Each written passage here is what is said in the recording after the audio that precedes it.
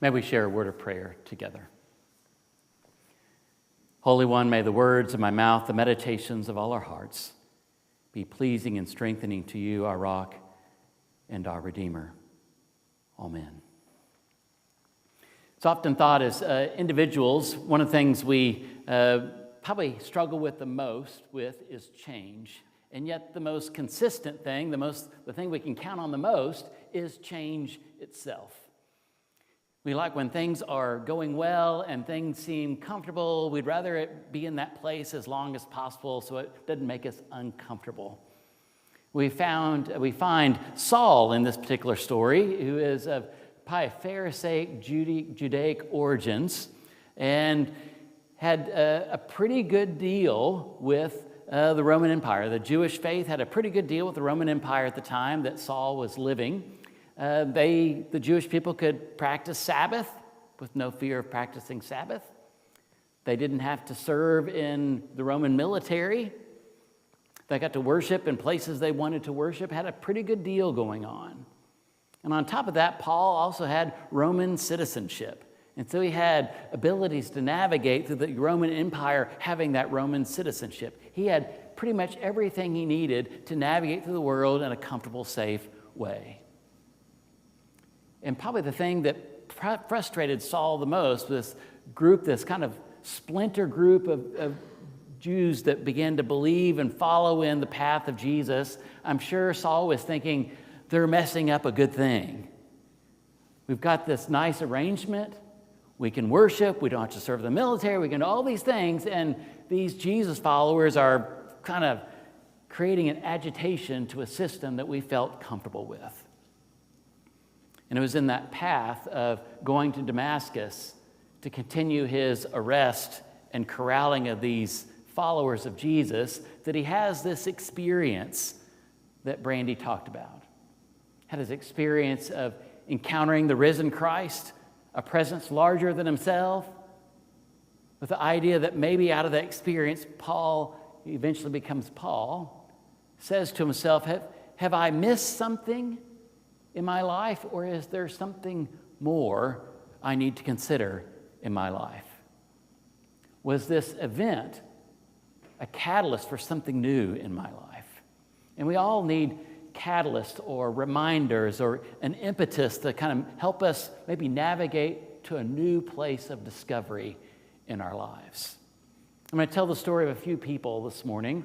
The first one takes us back to the 1940s in Fort Worth, Texas. My grandparents were members of a Colonial Country Club. And one of the couples they had become friends with was Ben and Valerie Hogan. And if you know any of the history of golf, Ben Hogan was one of the greatest golfers that ever played in the history of golf. And Ben Hogan and my grandfather got to play golf together at that country club. Now, Ben was an exceptional golfer. My grandfather said he shot 72. He said if it got colder than that, he didn't play.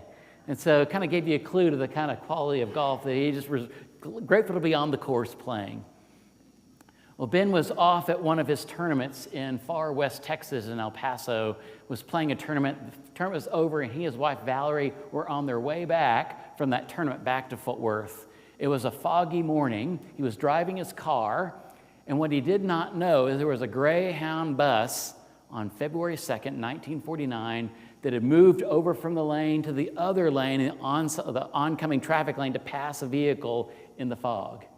Ben did not see the Greyhound bus until it was too late, tried to move out of the way, and that Greyhound bus and the Hogan car collided with one another.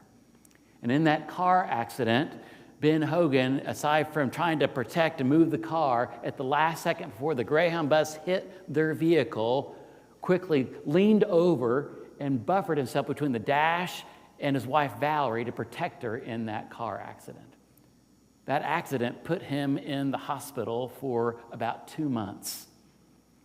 And after that 2-month time period, eventually was able to take a train back to Fort Worth to return home. When he got off the train, my grandfather was the first person he got to see coming off the train. And in that relationship they formed with one another, in that relationship, they began having conversations. One of the things that Ben discovered in that accident for him was he had a successful life. He had a successful golf career. He had a wonderful marriage. He had all these things that he thought were, my life is comfortable. It can't get any better than this. And that accident in his life was a cause for him to say, is there something more I need in my life? In December of 1951, my grandfather had the opportunity to baptize Ben Hogan into the faith. And that relationship continued to blossom. And ever since that accident, any time that Ben and Valerie were in town and not at a golf tournament, you would find him on the back row of University Christian Church worshiping. Ben eventually passed away, and his wife Valerie also passed away several years later. Going through the will of the Hogans, one of the things that was discovered in the will was the Hogan trust and money that was collected to the Hogan family. $1 million of that was to go back to University Christian Church because the relationship that was formed within Ben Hogan, my grandfather, and members in the community at University Christian Church. Ben would go on to say that all the accolades, all the things he did, all the things that he accomplished in his life paled in the comparison to the opportunities to be generous to other people. It was his kind of Damascus experience to say, is there something more I can do with my life versus make myself feel good about the things I have accomplished. Second story was September of 1999. I was called to serve at a Disciples of Christ church in Albuquerque, New Mexico. And wonderful church, served there almost 8 years in that congregation. And one of the couples I got to meet early on in that church was Bill and Mary Menier. And Bill and Mary Menier were kind of like the patriarch, matriarch of the church. They were beloved by everybody in the church, and they seemed to know just about everything about anybody in the church. And Mary had this kind of regular ritual with me that after worship was over, she goes, when everyone's gone a different way, I want to visit with you for just a minute or two. And she would pull me to the side when most people left, says, I need to tell you about Mike and what Mike's going through. And he might not have told you, but I want you to be aware of what's going on with Mike so that you can reach out to him. And if he needs the company of your presence, then you can be present for him if he needs that in his life. Second week, Mary says, I need to talk to you, Chris. And I kind of got the pattern is she kind of knew things about people that I didn't know about. So she wanted to talk about Sally and the things that were going on with Sally's life and wanted me to be aware of that. And so I kind of just got to the situation. Mary, why don't we just meet on Mondays and you can come in and we can talk about the people you've learned something about. And Mary she did that in a very genuine way. There's always that borderline between genuinely helping people and being kind of like a gossip person. But she was not in that latter category. She clearly had this heart for people and wanted to make sure that care was exhibited to all those people that were part of our community. About a year after I was there, Bill and Mary wanted to take me out to lunch, and so we went out to lunch. I then discovered that when their oldest child ended up taking his own life when he was in college age, and it was a game changer for their family to lose their oldest child by death in that way. And they said to me, there's research that shows when there is a suicide in a family, that it is hard for that family to recover from such a loss. And Bill and I, she said, made a commitment that every night after dinner, we would have what we call deep talks. And we committed to talk about our feelings and to talk about what was going on in our minds and our hearts, and so that we could support each other the best way we could versus just each person kind of figuring out their own way. And we respected each other's way, but we also created a third path that we needed to do together.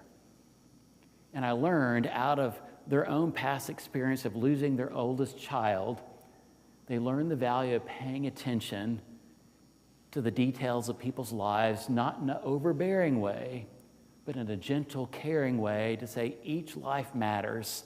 We want each person to feel the love and the grace and the compassion that's possible to receive from others in the world. Mary gave me and many people the gift of eyes of awareness. How often in the church we might say, I wish my life was like that family. They seem to get it, they've got it all together. I wish my life was a lot like their family.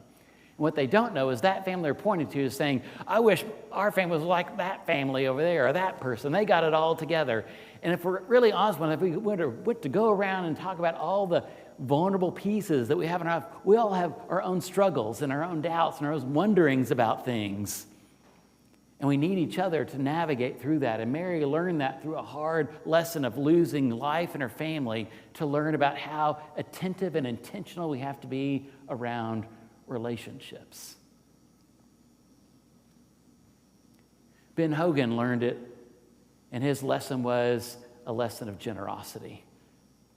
Mary learned the "is there something more" lesson by the power of relationships in her life.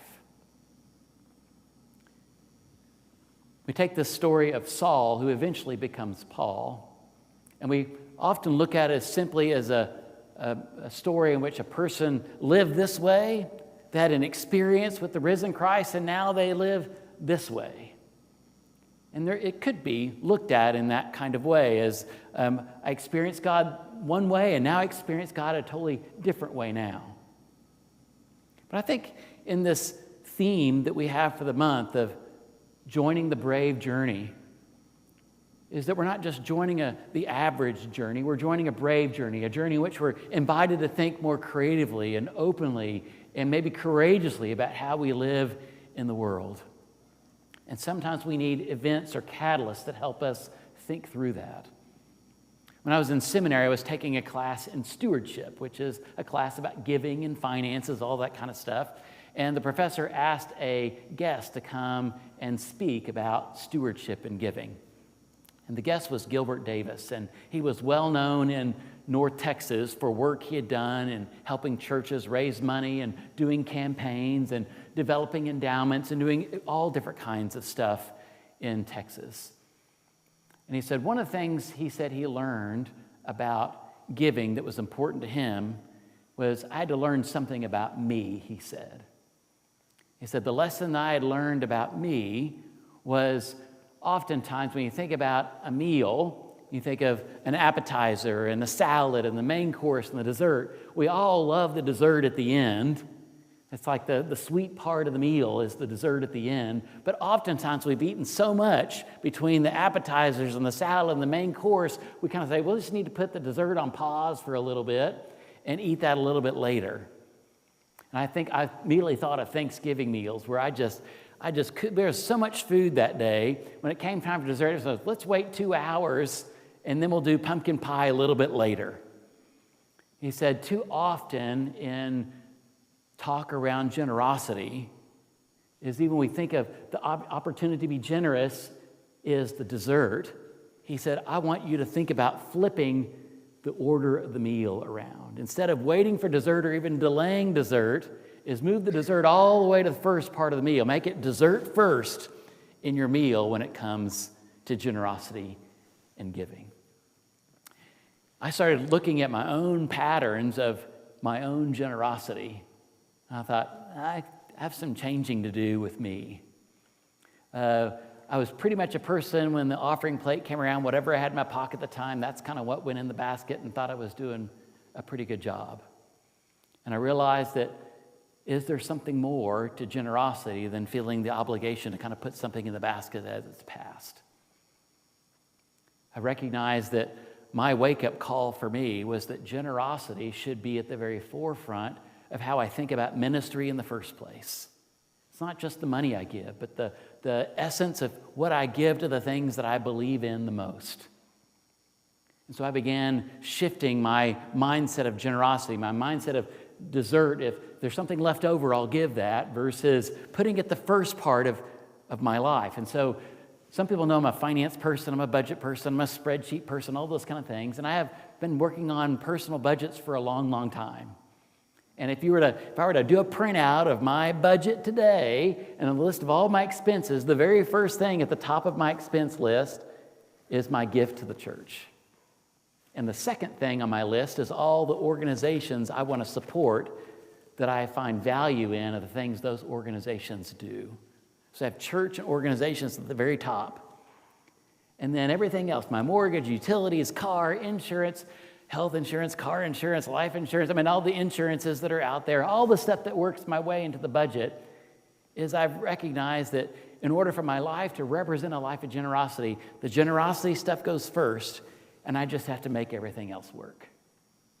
And that may be not everybody's plan or approach, but it was my wake-up call from Gilbert Davis to think about giving in that kind of way and generosity in that kind of way. It was me thinking, is there more to my life than the things I do, the things I accomplish, the earnings that I get, the things I try to do? But think about the American mindset is we work to pay bills and we work to make a living, we work to do all these things. Is there more than just doing that kind of stuff? Is there something deeper that we can tap into that says, I can have my life mean more than just the basic things I'm seeing? Is there another opportunity for me to reach out and make a difference in the world? In the very end, I would want my life to be not the things I accomplished, but the ways I help serve other people to allow them to pass on those same gifts to others, of being generous to other people.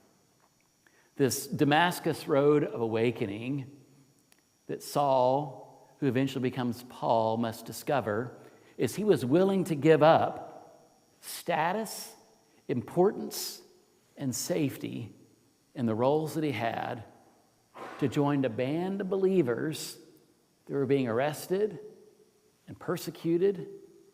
He shifted from a life of comfort to a life of challenge and being at the place of his own life being arrested for the things he promoted and believed in his faith. We can carry on with our life and think, well, things are just fine or things are going along well. My guess is every once in a while we'll have a moment or an experience, and maybe not everybody's experience is like Saul's on the road to Damascus. Not everybody's experience is a car wreck going back from El Paso to Fort Worth. Not everybody's experience is the loss of a life taken by themselves of an older son. Not everyone's wake-up call or moment is extreme as that. But all of us have within us this call for our life to matter, to mean something, to have import, to know that my life isn't just some solo life, that it's connected and interwoven with other lives, that we can find benefit and mutual benefit together, much like the word Ubuntu that Avis talked about with the kids. That my life isn't just my life. My life is intertwined with other lives. And the only way our lives get intertwined with one another is by an opportunity to be generous. Paul, in his own unique ways, found ways to be generous and invite people into this journey that otherwise wouldn't have been part of that journey. It's people like Paul that were even sitting in a room like this. And people may have problems with some of Paul's own theology around social issues. But at the same time, it's those same people in those early centuries that created a foundation of giving up everything they had for something they believed in, they thought was critical and vital. We live in a very challenging culture these days. Challenging culture. And we see out of these events that happen with people that it causes this change in them. I think of the start of Mothers Against Drunk Driving, MAD. It started because there was a drunk driving incident. Mothers got together and said, we need to do something about that. And they got together and worked together to make that happen. I think of the shooting at Sandy Hook. We now have the Sandy Hook Project that is about gun safety and gun protections and addressing gun violence in our society. I think of the Trevor Project that's there to help the LGBTQ community of people that feel suicidal. And the Trevor Project is there to help people feel safe. There's a community, there's someone that loves them. Nonprofits are spurring up all over this country in different ways. And most often those nonprofits happen because something's happened with them that said, there's something more to the way I'm living right now. What's the invitation you're feeling? You're sensing a call is saying, there's more in me. There's more that God invites me to do than is already there. The Damascus Road of Awakening is not just for people that live on the extremities of life. The Damascus Road of Awakening is sitting right there in front of us. We're about to walk down that path and discover a greater possibility of meaning and purpose in our life if we're just open, with our eyes are open, and even in Paul's case, closed, so we could see something new. So we're at a place, I think, Tom named it in his prayer, that we're on the precipice of something new, an awakening of a new way to live and be in the world. Scripture tells us we sometimes have to give up the old wineskins and allow new wineskins to emerge. The Damascus Road of Awakening ushers in and makes possible these new ways for us to live a life of generosity, of compassion, love, grace, and open welcome to all. May that be the case as we walk down our road individually and together as a congregation.